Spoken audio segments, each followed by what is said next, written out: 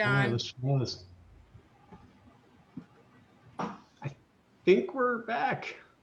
Yay. If not, we can pretend that this was all a big part of our plan. Nope, we're back. It's saying that we're live on Facebook now. So Awesome. It was a plot to get me on camera. and you did, and you felt perfect. Thank you, Chuck. Actually, yes, she saved the day. You've more than earned your salary tonight. Yeah, I'm gonna disappear. Have fun. Thank you. All right. So I guess we'll just try and pick right back up from where we were at when we had our latest round of failure, but I think we're good this time. I have a good feeling about it.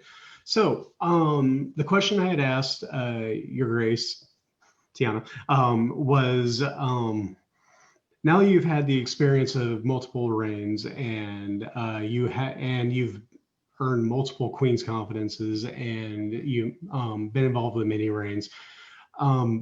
What is a piece of advice that current you would go back and tell pre-first reign you, or really any new consort that may be looking at taking on the job? My best advice that I could give somebody who has not had this opportunity yet and is about to is honestly be on retinue. Be on as many retinues as possible, because sitting in the audience and watching court is nothing compared to putting on a court. There's so much more than you could ever even imagine that goes on behind the scenes. And if you get thrown into that without any experience behind that throne, it can be overwhelming. So be on a retinue, any retinue. It could be a royal retinue, it could be a baronial retinue, anything, just be on one. And it makes me think also about how sometimes paying something back and forward can also be greatly advantageous. So you're more likely to pick up help if you offer help. Yeah. There is that, but it can bite you in the butt sometimes, because when you're the head lady in waiting to several reigns, and then all of a sudden you're on the seat, a lot of your retinue tend to use your tricks against you. So, what do you mean? What tricks? What are you talking about? I didn't notice any tricks. I remember very specifically being head lady.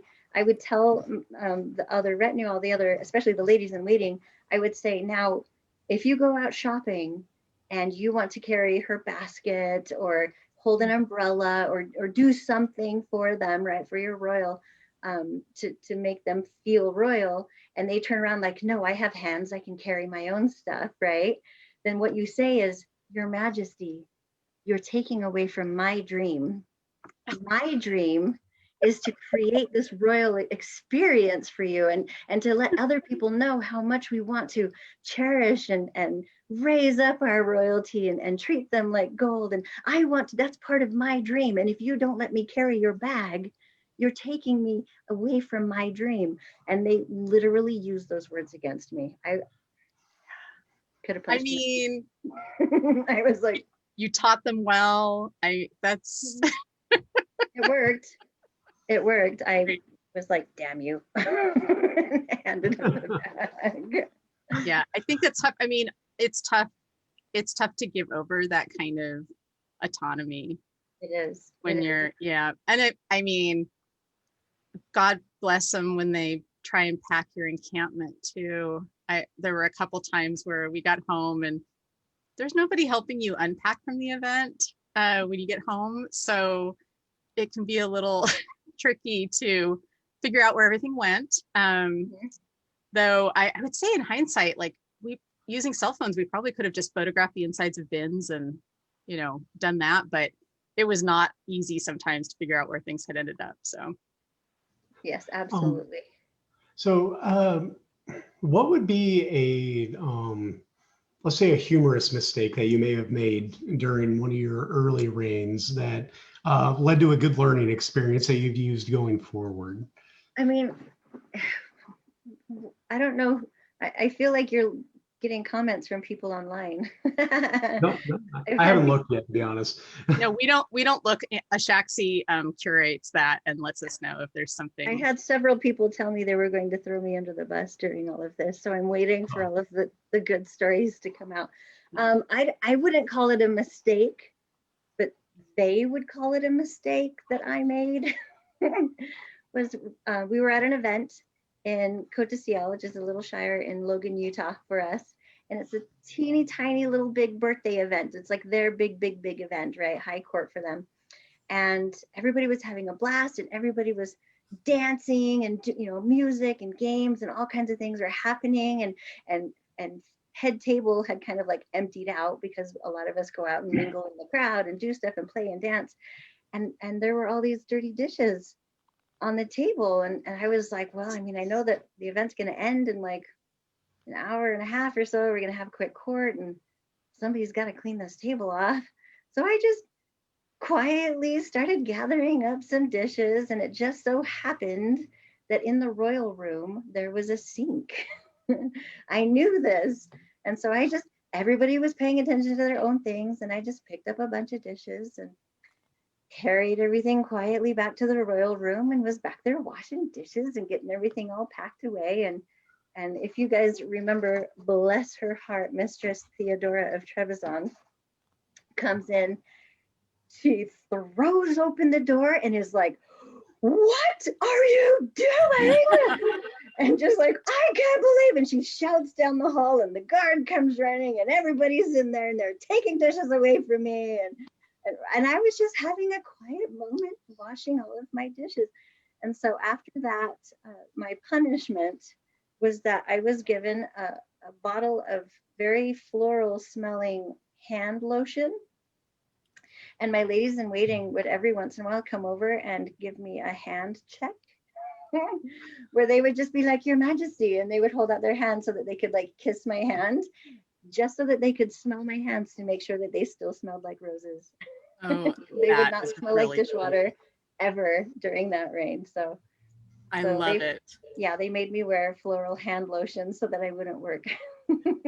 Well, and that's a great segue into our next question, which is, let's talk a little bit about a typical reign in Artemisia and how they're structured and staffed and how your retinue would describe working for you.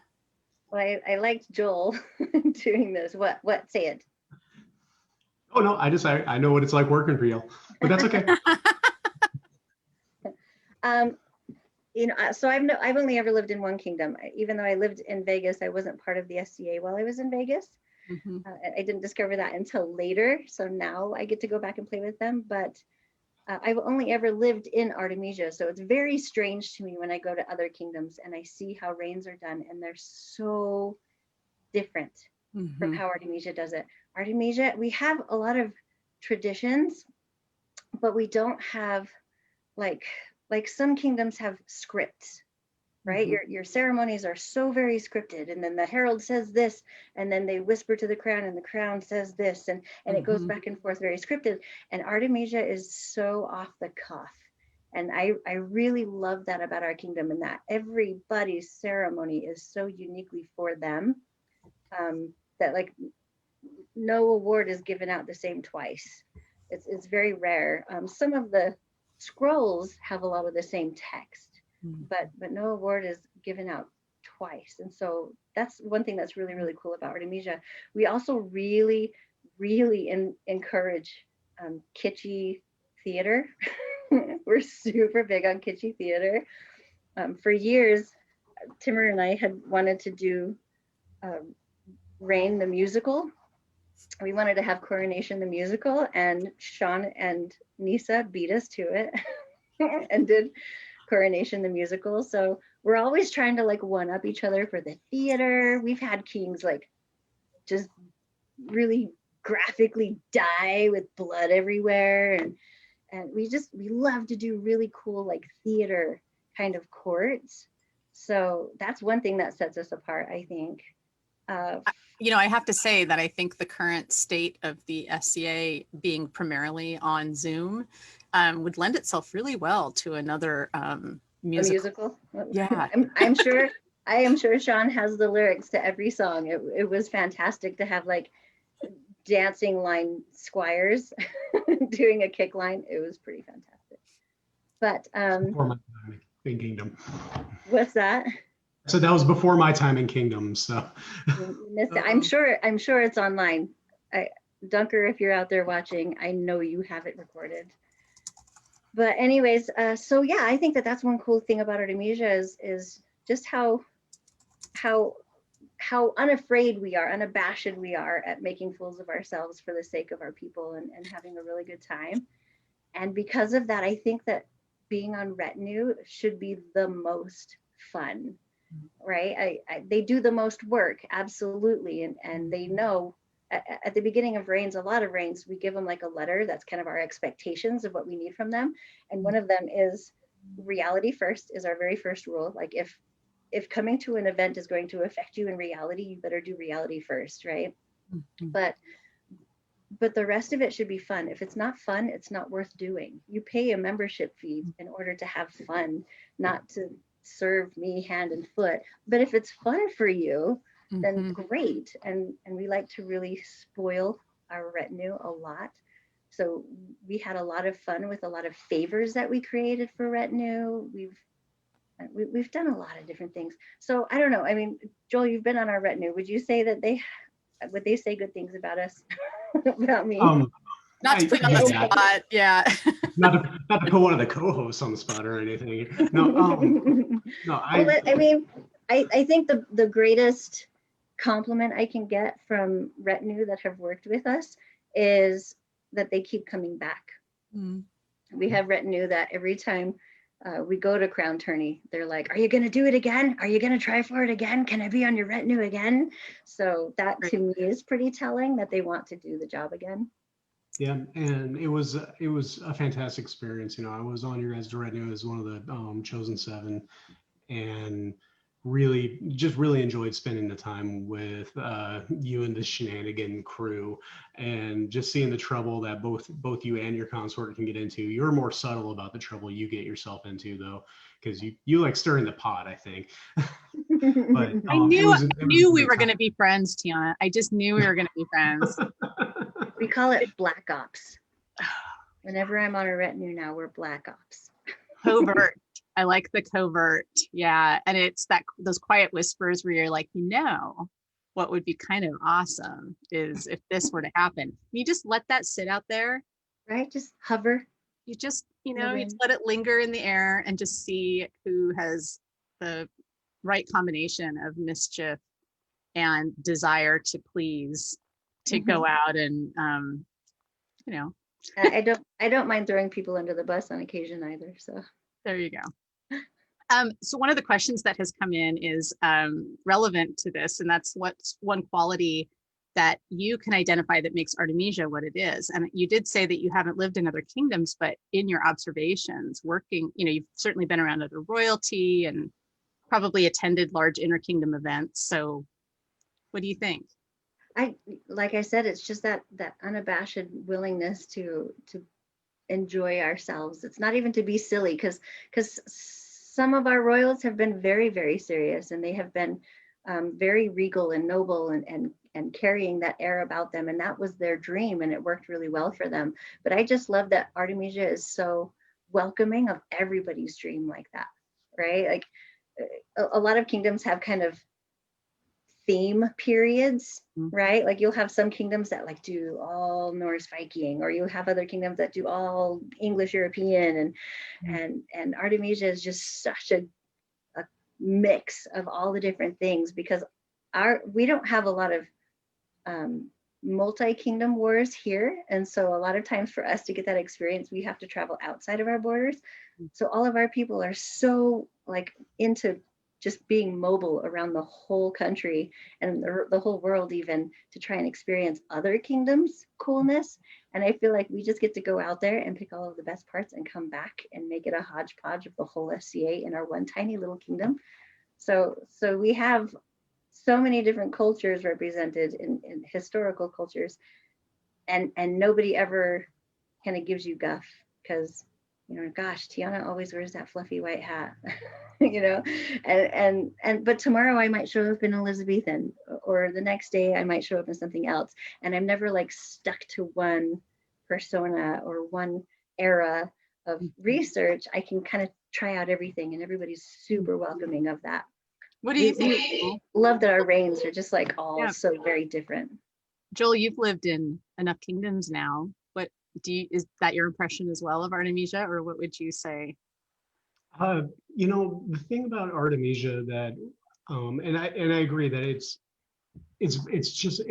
generally a welcoming. It's just the entire kingdom is so welcoming. It's a very um, sparsely populated kingdom compared to some.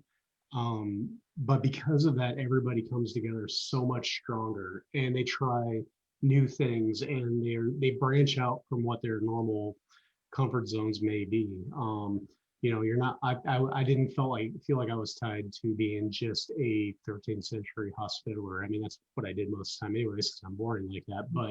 Um, but like it's just the kingdom, and because of how it's set up and the personalities within it, including Tianna, is that everyone is welcome and everyone's welcome to try new things, and that's the big thing that made Artemisia feel so much like home so quickly for us when we got there, is we were allowed to try these things, and that was the kingdom culture already in place. It was natural. I remember sitting in a court. I was Baroness at the time at an uprising, and His Majesty Sven at the time of Antir had come out to uprising. And I remember sitting in court, and he leaned over to me and he goes, "It's so strange. It's almost like you know everyone in your kingdom." And I remember very clearly turning back to him and saying, "Don't you?" Because we do.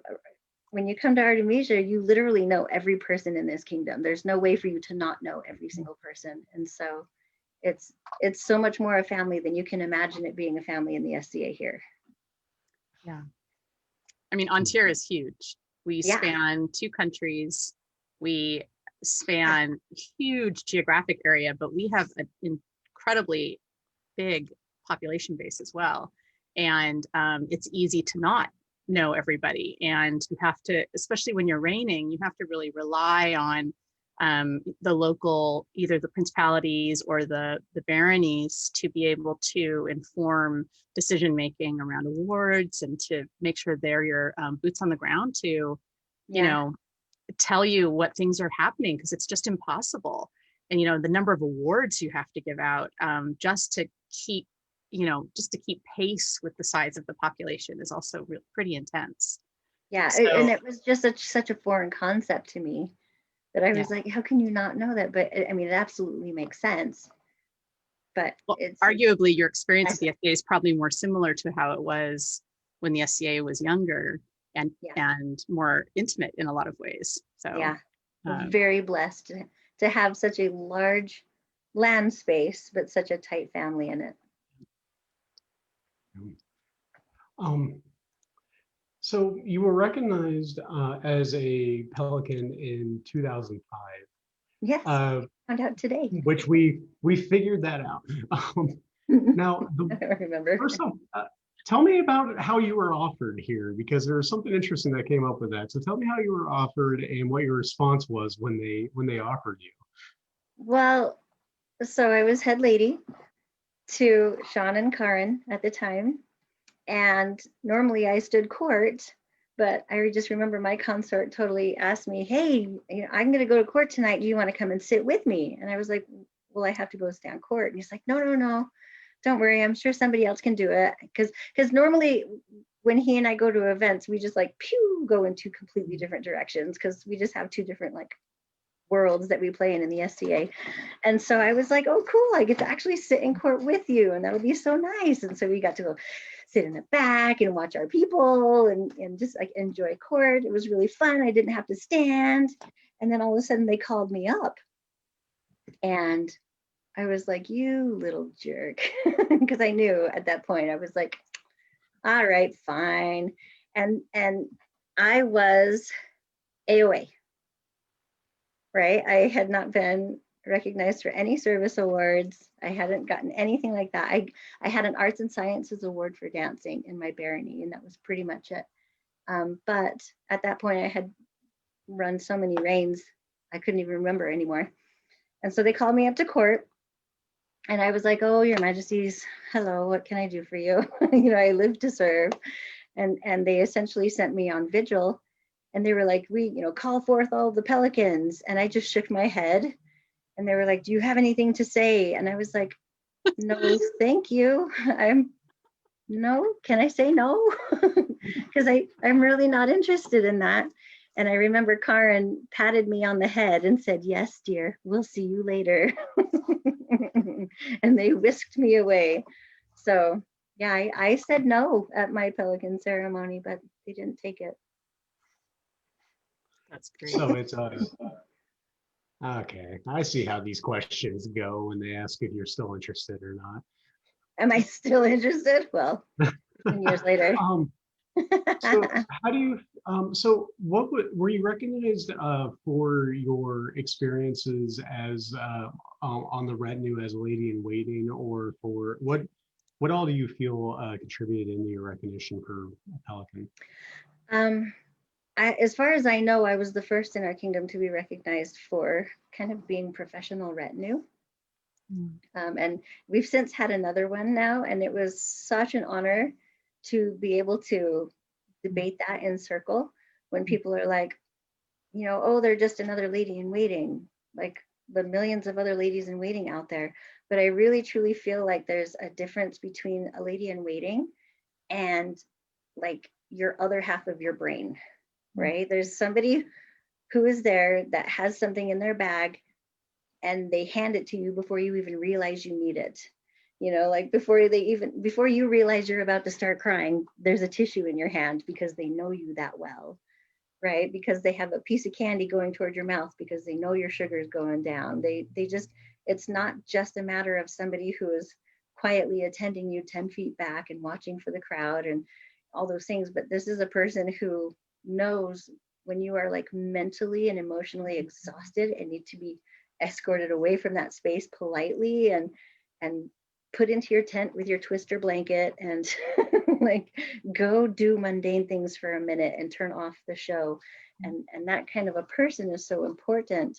And I think, and just from my, you know, being on the inside, I'm gathering that that's what I was for a lot of people. And so that's why I was recognized, is because there's a part of the job that's not just standing 10 feet away and holding your basket and giving a tissue, but there's just like that companionship that you have with the person that you're serving, that you get to like preempt and know and take care of them before they realize they need taking care of.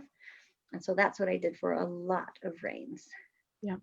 And it's interesting, some kingdoms have done a better job than others in recognizing people who do retinue or stand court as a service.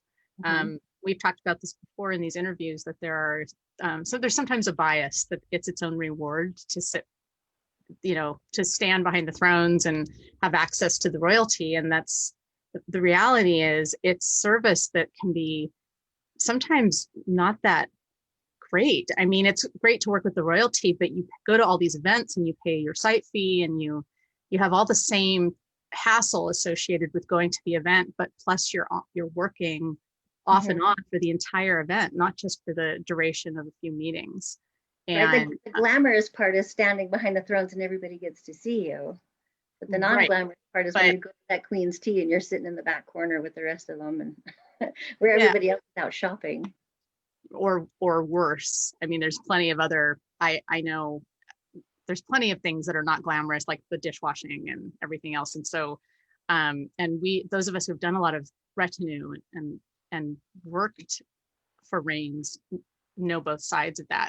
And I think to your earlier point about serving on retinue, it also helps you appreciate that level of service that does sort of elevate somebody to the level of peer-like service. So yeah. Absolutely. So that's what I got it for. I'm a professional royal babysitter. So you were recognized before your first reign, correct? Yes, I have to think about it. I think so, yes. Yeah, and so by the time your first reign came around, you pretty much had a good idea of what the inner workings were like and what you were basically getting yourself into by that time. And I had already been a landed baroness for 2 years too, so I kind of saw that side of it already.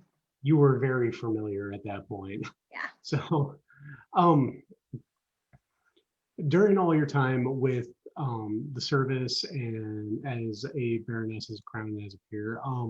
I'm sure you've been to quite a few vigils. What is your favorite piece of like go-to advice that you give to someone at a vigil? God, now I'm gonna say it, and then every vigil I go to after this, they're all gonna know it already. Only if they're watching. Oh, they are. Trust me. Yeah.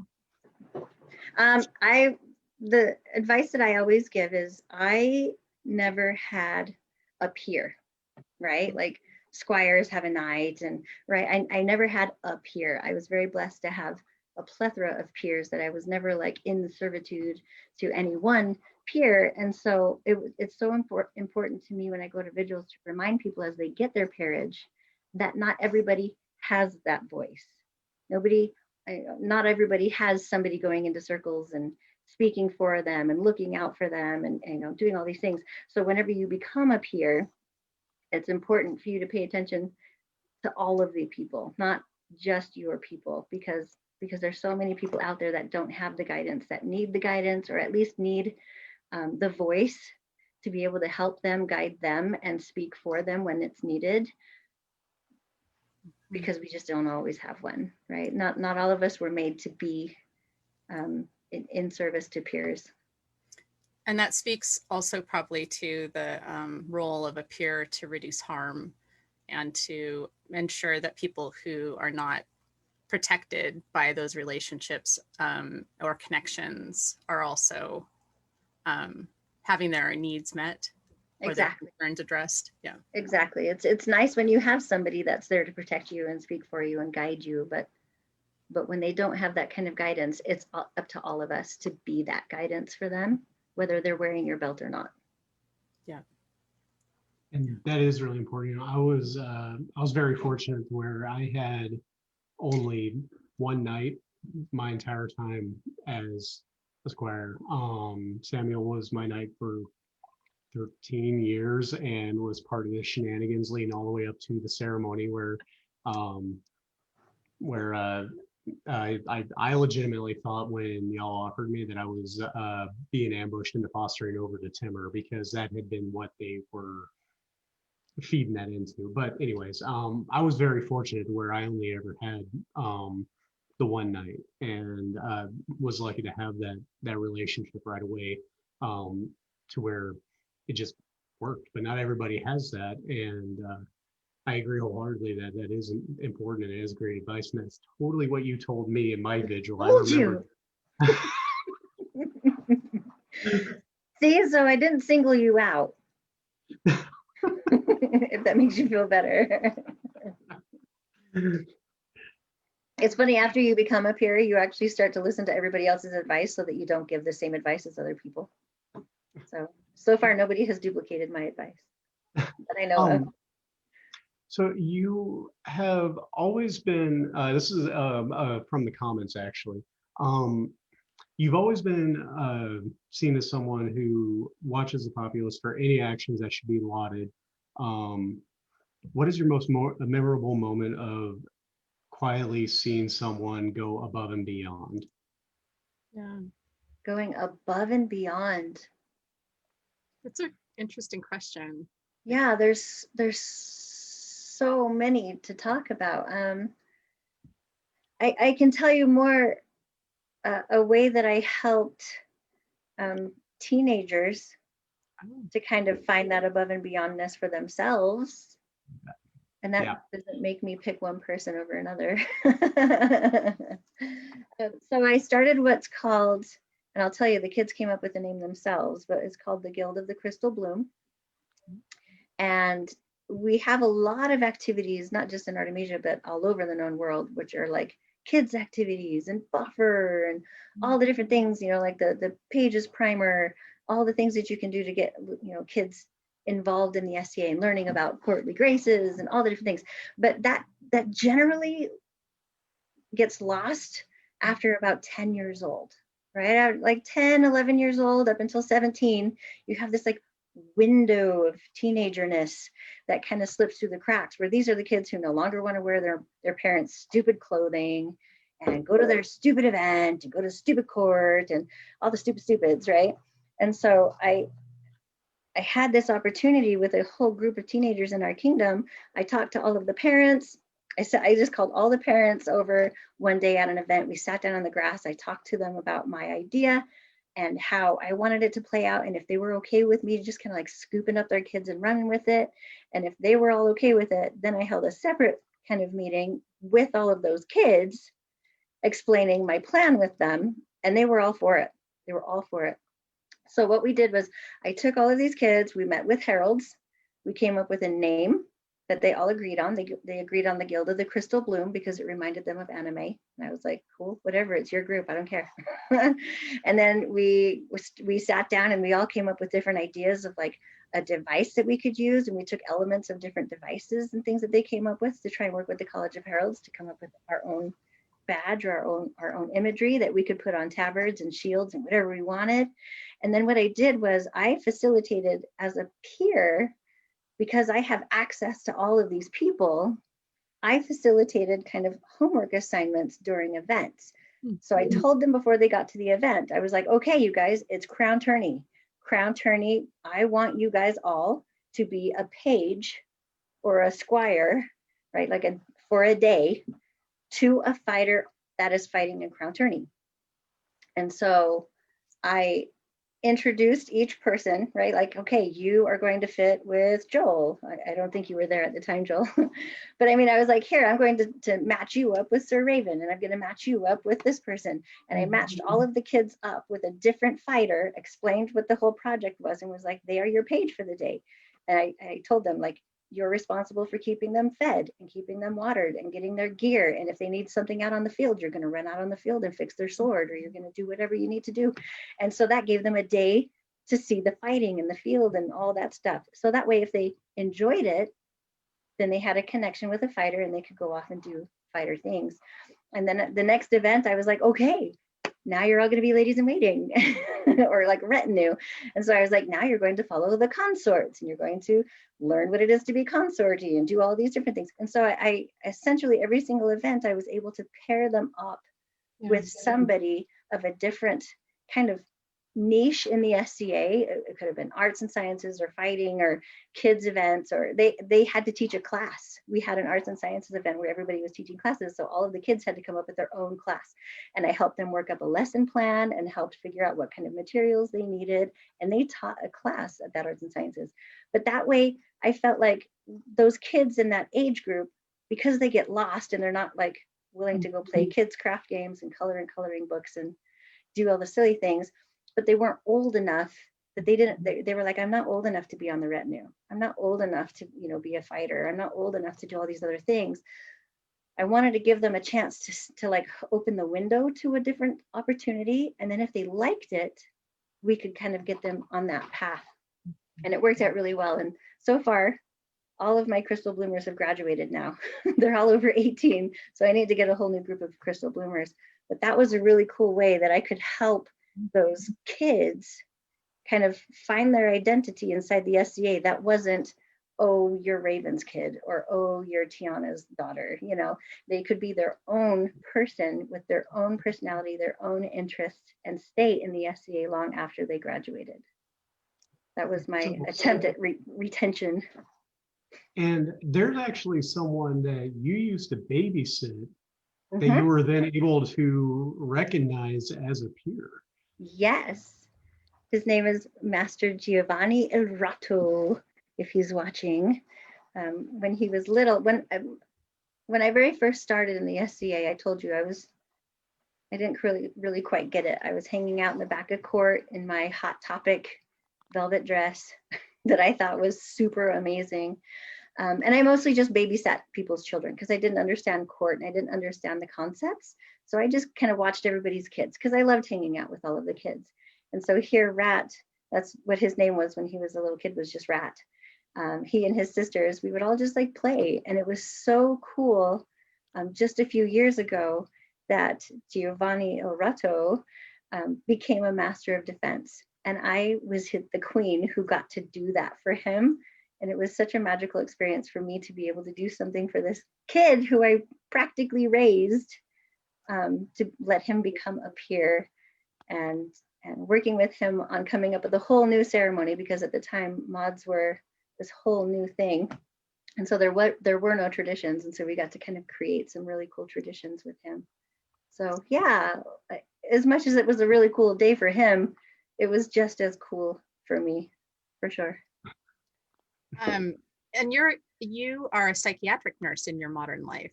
And Yeah. I'm really intrigued to hear how that has influenced your experiences in the SCA. And especially, I mean, it sounds like mentoring is a really big part of what you do, which of course that's a huge part of nursing as well. And I am going to tell you that I have to stop my video for a few minutes, but I'm listening.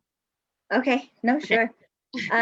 So we talked before all of these videos started about how a lot of times our real life kind of melds in with the SCA sometimes. And I've seen on other interviews on other SCA kind of docu groups that have been coming up, that people are talking a little bit about how I don't like to have my real life mixed in with my SCA life. And when you're a nurse, that's really hard not to do.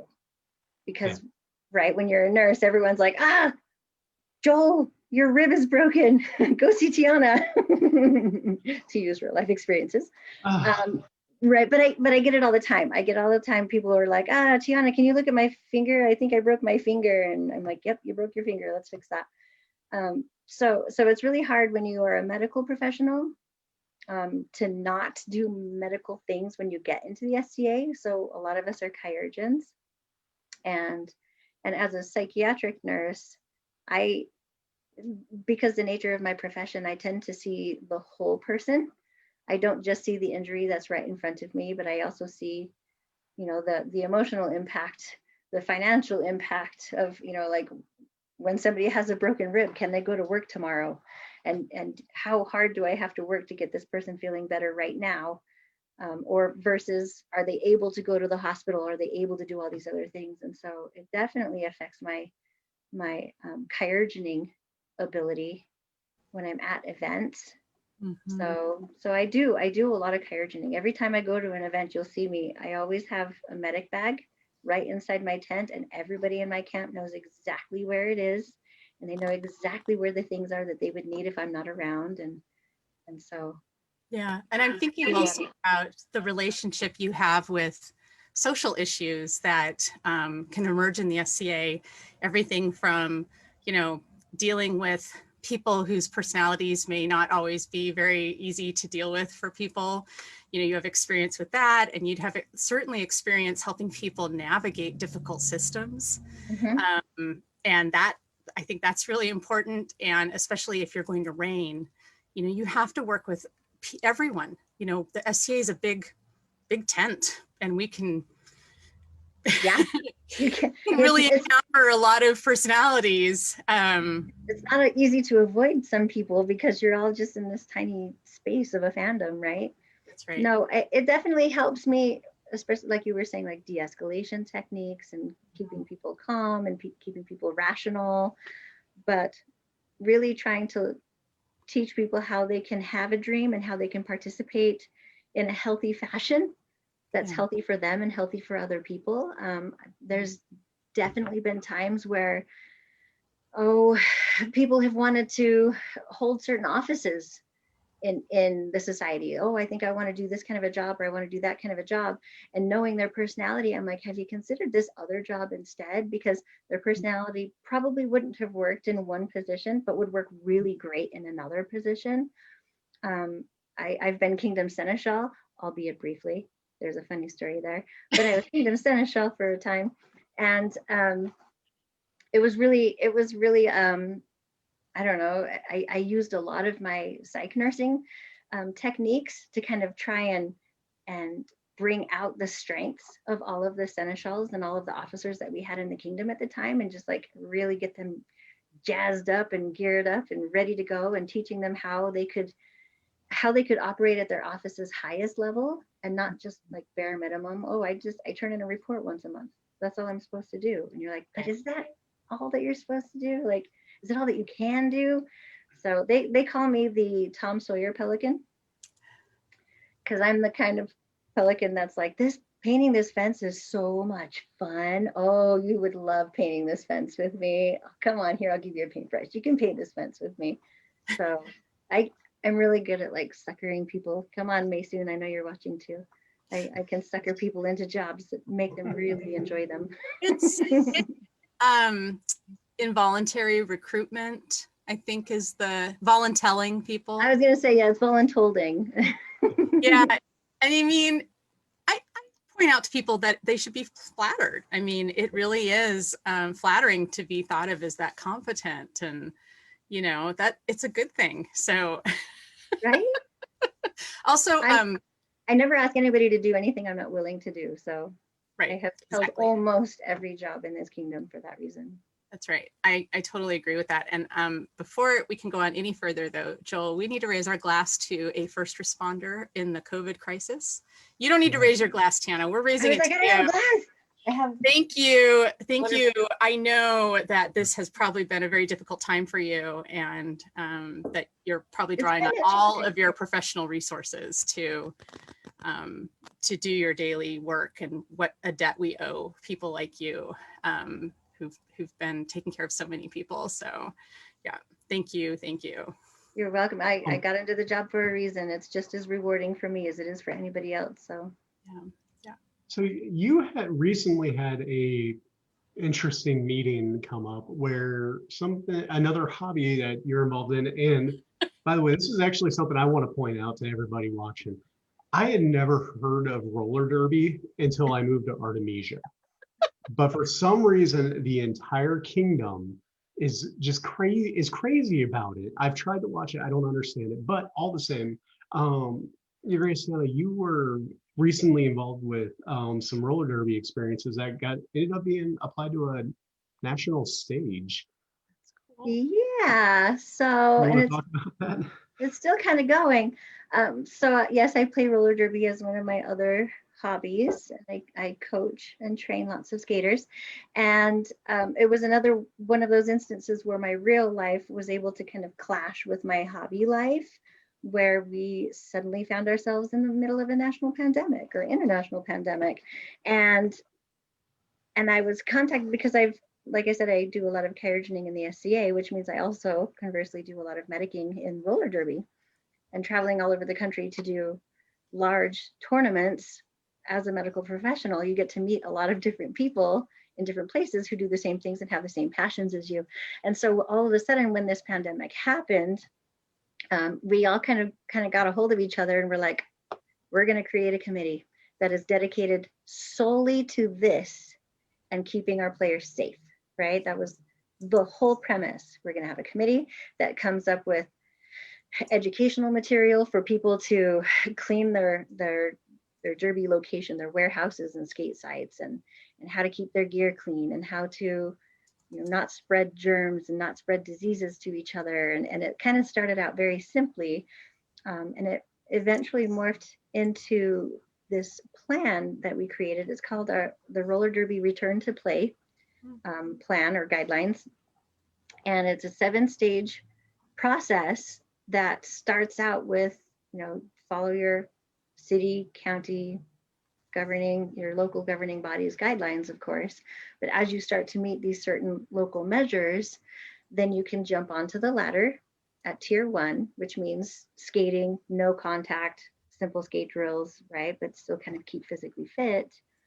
And then you can kind of progress on up that ladder. And I guess the thing that people are the most impressed by with this ladder is that it doesn't just have a way to get up and, in order to have like audiences back in full contact bouts, but it has a way to come back down the ladder if you have spikes in the different communities.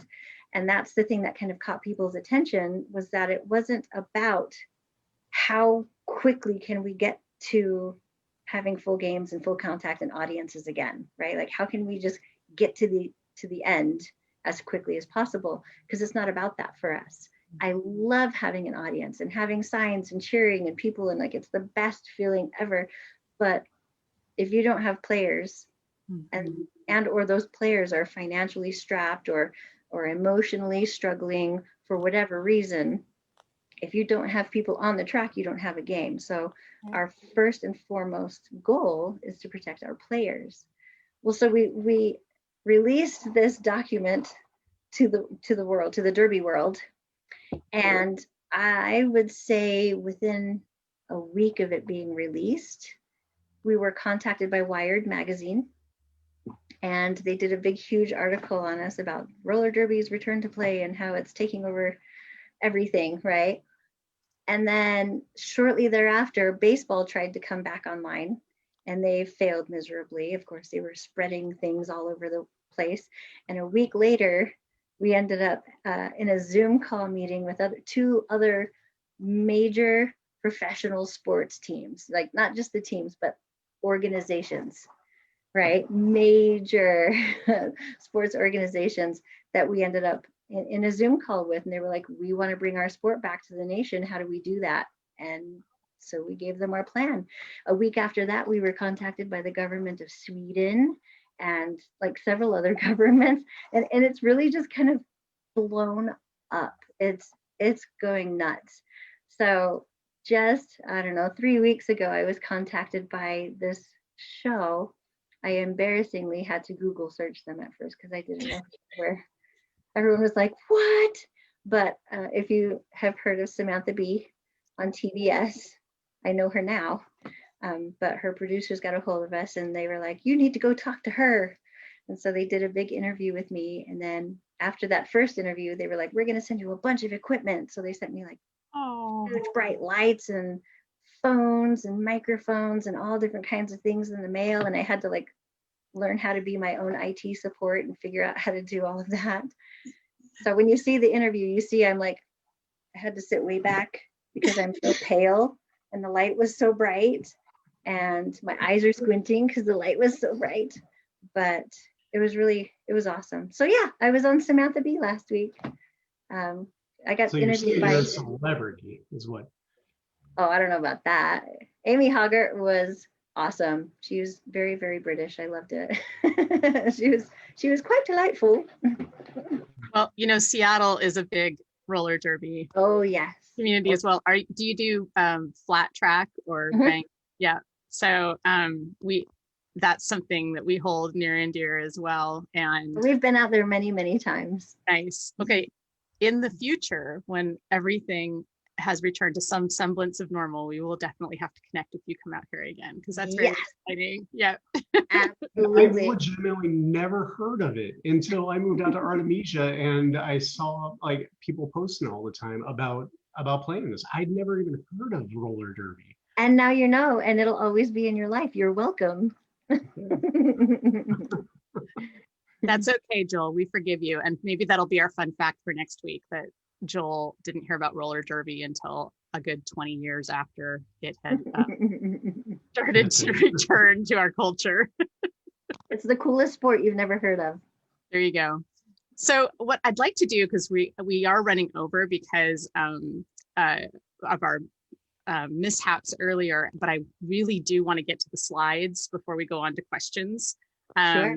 As we have some fantastic slides to share. And so let's just go through them all with you. And that way we can, here, I'm gonna put this up on I'll give you like short, quick descriptions of things if I can. Yeah. And that way we can just go through them because I really want to see some of your fantastic clothes and regalia. Okay. My first dress right there. Velvet dress from awesome. So this was when you were first starting in the SCA. I was 18, maybe 19 in that photo, and 93 pounds. I am not 93 pounds anymore. No, I like to say we're all bigger and smarter and wiser. So, you know, we're seasoned. That's right. That's right. So what is this? That was our most recent reign. Oh, okay. Sorry, a little out of sync on the timeline. That's okay. We decided to crown ourselves during this one. So the previous crown, because of the theatrics, the king had died. Oh. A very violent, bloody, gory death in the middle of court. And so therefore the queen, of course, went off in her grief and torment. And so the crowns were left on the seats, and we were able to come in behind them and crown ourselves right in front of the audience. So that was a pretty cool moment. So medieval. It's Elizabethan me, yay. Yay. Tell me about the baldric that you have over your shoulder. So that scarf is actually, that's the white scarf from all of our, oh, come on, help me out. Before the Masters of Defense, there was the white scarves. Yeah. One scarf. Yeah, just the white scarves. And in our kingdom, what we did was every fighter and every queen that scarved that fighter, right, is on that scarf right there. Every single one of them in our whole kingdom, they embroidered their name of the fighter and of the queen who made them all the way up the side of that. So it was just, cool. Yeah, it was tradition that the queens would always wear that white scarf to show support of that order. And tell us about the other regalia in this picture that we're seeing. Well, I'm wearing the kingdom crown. It's the same kingdom crown that we've had for a very long time. It's our oldest of all of the hats. And then the A's is our chain of A's for Artemisia, but we also have those A's casted individually, and we give an A and a dagger to every AOA. So whenever you get your award of arms in Artemisia, you're given an A to show your tie to the kingdom and the crown, but also you're given a dagger because it shows your ability to present live steel in the face of the crown. So you're not allowed to wear steel in the face of in the presence of the crown until you have your AOA. And I have to say, those peacock chairs behind you are pretty outstanding too. Right, that's the barony of 1,000 eyes. 1,000 eyes, you get it. So yeah, they have peacock thrones. That's amazing. So this is fun. That's my pelican ceremony. That's Sean and Karen. I mean, that's just really how silly we are in our kingdom. That hat is actually this hat. Okay. But this hat has grown over the years. It was a gift that was given to me because at the time I was a baroness, and you can see the pearls on the top. But then I got to be queen, so we removed the pearls and put crenellations on, and then it got to be a duchess, and they did little strawberry leaves on it. So it's kind of a growing hat. And just so you know, Joel, she doesn't have to put a quarter in the quarter jar because she didn't she didn't refer to herself as a shiny hat. A shiny hat. I heard that. He has. I haven't done that yet this week. No, he hasn't. But if I drop an F-bomb, I have to put a quarter in the quarter jar. And if he calls people shiny hats, he has to. So, you know, Nice. It's an equal opportunity penalty jar. So it's really cool though. If I don't know if you can see it, but there's a dragon, and then there's pelicans. Cool. There's the pelican all the way around the hat. So this is cute. That's just, I really wanted to include that because it shows how amazingly fun our kingdom is. So the gentleman in gold that's standing behind you, or in the very back of the picture there on the left-hand side, Aylwin, he and his wife are doing a bardic performance, and all of the people in the court, and you can even see kind of in the reflection in the window behind you, they all picked up their electric candles and started swaying back and forth to the song. And I just love that somebody snapped this photo. This is our retinue from our most recent reign. Wow. I see a few familiar faces there. Right, you can see, I'm positive you know Brianna in the bottom right-hand corner there, or Mistress Bree. I know it's not Brianna. I just habitually say Brianna with Bree. But yeah, many favorite faces in there. Wonderful, wonderful people, and they keep coming back for more. So,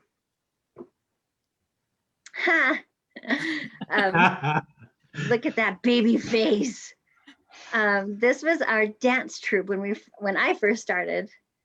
He had already gotten his AOA at the time, but all the rest of us were just super excited to just be in the SCA in order to play and drum and do music, and that was just our goal in the SCA, was to dance. So we created this dance troupe called Parthenon, and we got to be pretty famous around these parts, but it was so much fun. We did a lot of live performances. Yay! This is the epitome of my lauraling arts research, is what we call it here. Yep. Yeah, you can see all of those. It's just me lounging. I like that. I like Luxury. the roses and the chocolate, and it just looks so decadent. That's what it's all about. It's And the there's another one. luxuriating. Yeah. This is actually an arts and sciences display. So I always jokingly tell everybody I don't do art. I'm not an artsy person. I support the arts, but I'm just not a crafty person. And so the only crafty thing that I do is luxuriating. It used to be napping. I have scrolls even that have like micrography of napping, but I've expanded my horizons now and it's luxuriating. And so Laurel asked me if I could do a display in this arts and sciences competition. And I was like, what am I going to do it on? And he was like, you know what you're going to do it on. So I brought just furs and plushness. What you can't see is the blanket that I'm sitting on that chair there. Is actually an electric blanket, and I have a battery shoved underneath there, so it's all warm and cozy because it was snowing outside. And that in the yellow is Her Majesty Vigdis. She was on the throne at the time, but in order to be a part of and learn about my art and science there, you had to actually be interactive. You had to lay down on the furs and enjoy it while you read my documentation. So Love it. yeah, I had a lot of people hanging out. Sorry, this one's a little blurry. Oh no, this is great. This was drunk court.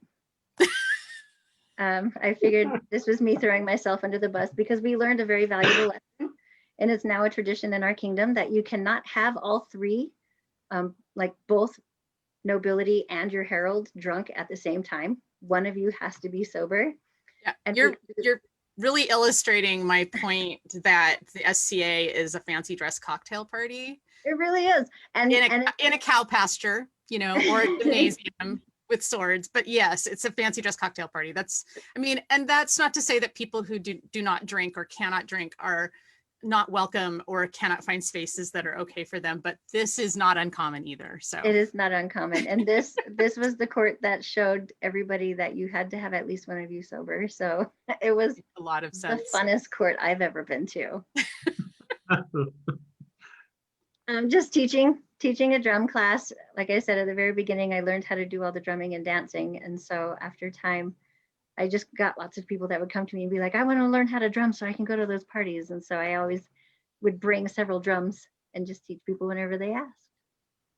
Now we get to the good stuff. There's my baby. So that's my daughter, Sarah. She was 2 weeks old when we were pulled in as Baron and Baroness at our polling. She was 2 months old when we stepped up as Baron and Baroness. And then she was 2 years old when we stepped down as Baron and Baroness. And she has been a royal child ever since. With her dad doing 6 reigns, me doing 3 of those with him. She's been Princess Royale more times than most people have been anything in this game, and that's her 2 years ago at our Duchess event, our 20-year event here in Artemisia. Yeah. So she's a beautiful young lady at 19 now. And what's this event? So this was us proving that you could fit our entire encampment in a Prius with space to sit. So I don't know if you've had a chance to meet Michael and Sati yet, but Michael and Sati are our very best friends. And we were very fortunate to piggyback reigns with each other several times. And so Sati being my very best friend, it was so neat to be her princess and then to be her queen and back and forth again. It was awesome. This is me, my very first job ever in real life. I was a clown at Circus with my grandma Burton. This was us getting ready for our motorcycle ride, the Artemisian cavalry going to 50 year. So we rode from Salt Lake City, Utah, all the way to 50 year and back again, and all of the wildness that ensued. This, Joel, I don't know if you've ever had the joy of listening to the birdie song. I don't think so. So the birdie song is a glorious way that Artemisia loves to wake up its kingdom. Half of the kingdom loves it, half of the kingdom hates it. And when I'm the queen, it doesn't matter if you love it or hate it, you're going to get it. Because I love the birdie song. So the rule is that you have to stand on the highest point of camp, and the sun has to be touching you, right? This is the rule, because we got a little crazy sometimes and started singing it in odd hours of the day and night. But the sun has to be touching you, and you sing this birdie song. I don't know if you've ever heard it from like girls camp. The good morning, the little birds say. And you scream it at the top of your lungs. And I remember at this particular event, it was the reign of the Bopsy Queens. And there's another picture to show the Bopsy Queens. But I told them, I was like, I have to go wake up my kingdom. And they were like, what? And I was like, yeah, trust me, you're going to love this. And they're all going to thank me for it in a minute. And I sang the birdie song. And like halfway through the song, you can hear all of the voices disembodied coming from the tent singing along with you. And you can hear like the venom in their voice when they're like, thank you, Tianna. I'm a heavy sleeper, so I apparently I didn't either register that or I mind bleached it for being traumatic, but I don't remember that. So. I love the birdie song.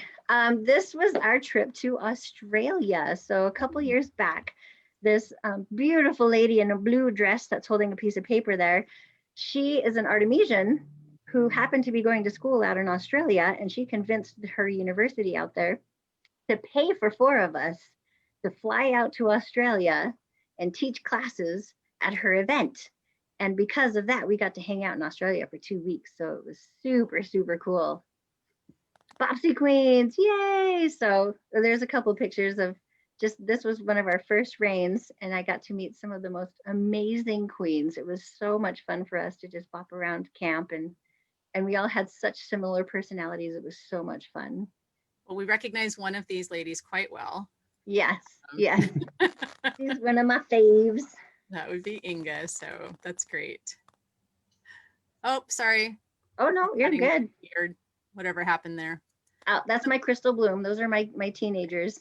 I was introducing them in court and then giving them away to people. I love this photo. Archery. I love to shoot Mongolian horsebow. Okay, and this is the last photo. Oh, okay. Like I said, all of our reigns were different. We've done Asian reigns, we've done a Chinese reign, we did a straight Mongolian traditional reign, and this picture is from our Chinese reign.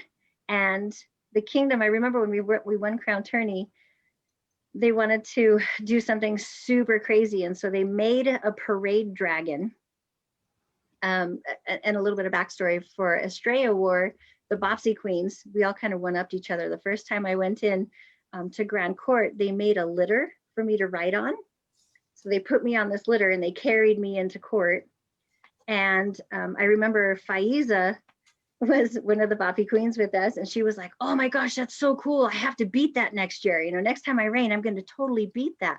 And she totally beat that, because the next year she came in with a giant elephant. I don't know if you went to that Australia War, but there was a gigantic elephant with people like moving it into court, and they even had a little pooper scooper with a broom coming after it was hilarious. And I was like, what? What? That's it. Now I have to beat the elephant. So the next time I reigned, I came in on a giant parade dragon that they put a saddle on, and I rode it into court while we threw fortune cookies into the audience that were handmade with cool fortunes for us. So that was really cool. That was really cool. You ended up having the greatest show entrance also. Oh yes, this last reign, we totally changed the words to the Greatest Showman entrance to be an Artemisian song, and the whole kingdom came in singing this Greatest Showman performance. It was pretty fantastic. Go, Mr. Spia. She nailed it. We had to watch that live stream from the hospital. I know. I was so sad, but I'm glad that you made new friends out of it, or Michelle did. What is rose culture like in Artemisia? Sadly, it's not. I mean, we all know each other and we all get along with each other, but there's not really a, you know, like rose parties or anything like that. So that's kind of a little tragic for me. We've tried to do some things here and there, but I don't know. All of our roses are very much doers. And so again, when they hit events, they all just go 90 million different directions. And so it's hard to get us all in one place at one time. But yeah, no, they're all wonderful ladies. It's great at crown tourneys. It's very traditional for crown tourneys that all of the ladies of the rose will stand with the final consorts and be there to support them and take care of them during that final round. So, and it always has a lot of really great jokes going on inside that little group that nobody else can hear. Yeah. And it's different in every kingdom. We in Ontario, we actually we're trying to figure out some of those roles. We do have an award that we make a recommendation to the crown that it be awarded. But we also started the custom of the riderless horse for people that have passed, and started that tradition. Touches me. That touches me so much. I remember hearing about that. Yeah. Yeah. So, but it, you know, trying to think of what's the most appropriate thing that the former consorts, royal consorts, are able to do that they're uniquely positioned to do, and that can be tough to think of. It's very tough. So I currently am the Royal Regalia officer, and I went to one of your guys's, I don't know, I mean, it's kind of a Queen's Tea or Rose meeting. In fact, it was at your primary coronation. We rode our motorcycles up there to your coronation, and I got to go to that tea, and it was really fascinating that your ladies of the rose are in kind of responsible for the regalia, and that's actually something that I'm trying to work on here, of getting our roses to be involved in the regalia and the repair, retirement, retain kind of process of all of that. So I'm trying to model us after your guys' plan. What is, I know, you know, with the craziness of the world right now, we all miss a lot of things, but what is the one, like, if you could pick one thing that you miss most about in-person events, what would it be? The people. Yeah. Or, I mean, and it sounds cliche to say it, but really, I mean, I literally could sit at a camping event right now with 100 people in all of our chairs, 100, 6 feet apart, and be totally at peace as long as all of the people were there with me. It wouldn't even be like the fighting or the arts or any of that kind of stuff. Just put me and all of my friends around a campfire right now in the middle of the night, and I would be the happiest person in the world. You know, we've asked that question each time, and nobody says the chemical toilets. Not one person. So weird. Yeah, it is really wacky. So we are drawing this to a close, and I did want to let you know that we have a tradition of the grand basket exchange that happens, you know, in courts, and we want to give you a gift basket, but it's going to be virtual since we can't actually hand it to you in person. I can't wait. Yes, and so your head of retinue would have let us know what your preferences were, but since we weren't able to have our people and your people talk, dark or milk chocolate? Milk Chocolate. Okay, and if you're a wine drinker, red or white? I'm not a wine drinker, so anything floofy, a floofy drinker. Okay, so maybe like margaritas or yeah. So you'd want like one of those fancy like canned cocktails that you know. I'm such a cheap drinker. Okay, that's fine. But you know, we could also just give you like your favorite like juice or power drink or something like that. So puppies or kittens? Well, I'm allergic to both, but I have 3 cats and a pug at home, so both. Okay, well that's good. So your basket, first of all, has no handle on it, so that you can stack it more easily. Perfect, collapsible. Really, yes, and so it has milk chocolate in it. It has some kind of froofy cocktail. Like, we sent Joel to the store, and it's whatever he decided was right. So if it's not right, he'll drink it for you. And so I think what we'll do, since you already have 3 cats and a pug, is we'll just, there's a little donation card in there to the Humane Society on your behalf, since your posse is full. And then we also had custom elbow and knee pads made for you with your arms on them. For, you know, practice or whatever you need for roller derby, and an endless supply of PPE in your heraldic colors. There, you do not have to worry about PPE for the rest of your time on the front lines as a nurse. I love it. That's our fantasy gift to you anyway. So I love it. Thank you so much for doing this. It's been such a delight to meet you. I'm sorry about the tech challenges early on, but it's kind of par for the course the way things are right now in the world. And I think you and I will be fast friends if we're ever allowed to actually get up to shenanigans together. So Joel, thank you for making this happen. Yes, I can't wait to meet you in real life. And both of you, thank you so much as always for the opportunity.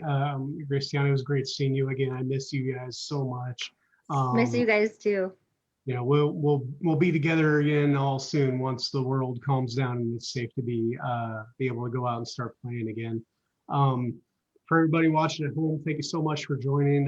Join us next week. We will be, I believe, pre-recording our interview, but debuting it on Sunday with Duchess Elisanda of Atlantia. More information to be coming. Keep an eye on the Sisters Interview Network. But yes, thank you again, everybody, and have a great week. Safe Monday. Thank you. Bye. Bye.